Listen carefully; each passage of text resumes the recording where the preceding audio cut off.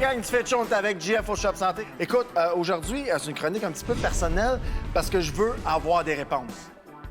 Je suis là. Qu'est-ce qu'il faut trouver qui est primordial quand on prend une multivitamine? Parce qu'il y en a plein d'offres. Il y a les commerciales qu'on voit à TV, il y a les plus professionnels, comme ici, mettons, dans un shop santé. Comment s'y retrouver? Qu'est-ce qu'il faut là, ne pas manquer quand on regarde l'étiquette? Écoute, c'est super simple, pour vrai. Je donne pas vraiment de différence, moi, entre une multivitamine homme-femme. Je veux Ouais, en une plus, multivitamine. homme-femme, moi, maintenant. C'est ça. Fait que ça devient un peu complexe tout le Ouais. temps se retrouver. Ce qui est important, c'est d'aller chercher ce qu'on a besoin.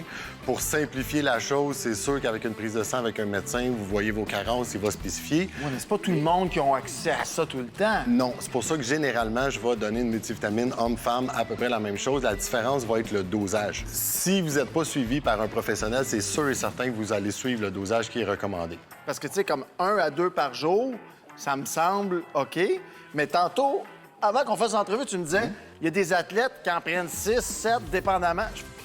Fait que là, c'est comme des calories. Là. On les dépense, nos multivitamines? Ben oui, tu vas utiliser ce que tu as besoin. Fait que ça va aller avec le mode de vie de chaque personne. Fait que ce soit un homme ou une femme, si on prend exemple un athlète professionnel, un joueur de hockey professionnel. Ben, toi, t'en suis des joueurs de hockey. Oui. Ils en prennent combien? Bien, tout dépendant à chaque athlète, parce que c'est le même principe. L'avantage avec les athlètes, souvent, c'est qu'on peut aller faire les prises de sang et aller très spécifique au niveau de l'apport de la multivitamine.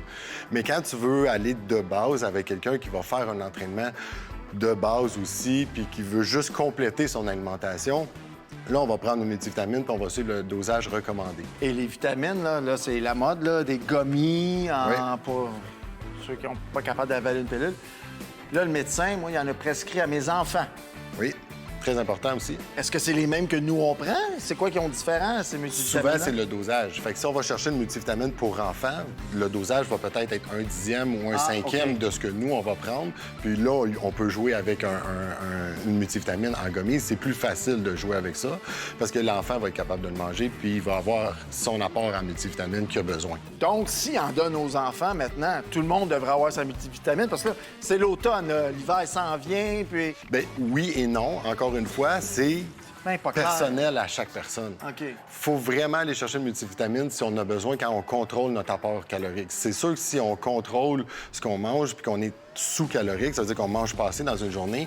Fait que la multivitamine va être placée vraiment pour chaque personne selon le mode de vie et ce qu'ils vont faire. Fait que oui, c'est plus facile d'aller doser une multivitamine avec un spécialiste. Si vous n'avez pas de spécialiste, vous allez suivre le dosage qui est recommandé. Aussi simple que ça.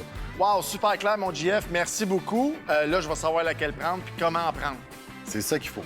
Avez-vous compris à la maison? Suivez votre dosage à vous. Merci, JF. Merci, Sylvain.